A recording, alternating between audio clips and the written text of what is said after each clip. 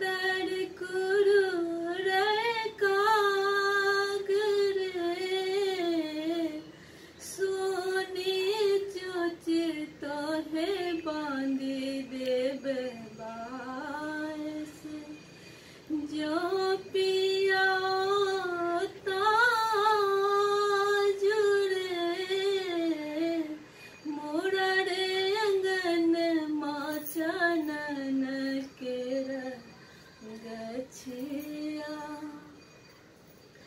गाबहु गावो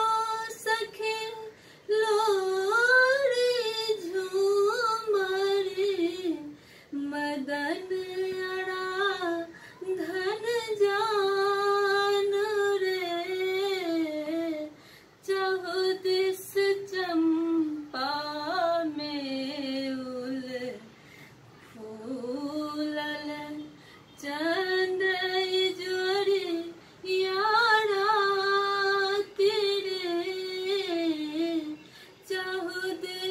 चंपा में उल फूलले चंद जोड़ी यारा तेरे मुरारे अंगन माचनन केर गछिया ताहे तर कुरु रे कागरे कैसे के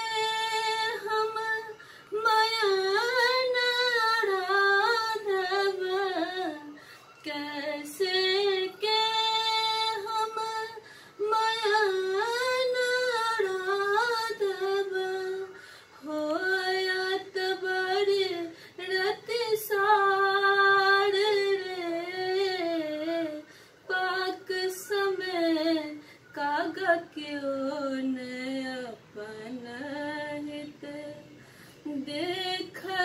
आँखी पसारी रे मुरड़े अंगन माचनन केर गछिया ताहे तर कुरु रे कागरे मुरड़े अंगन माचनन केर गछिया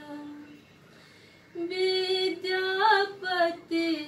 कवि बड़ई हो गावे विद्यापति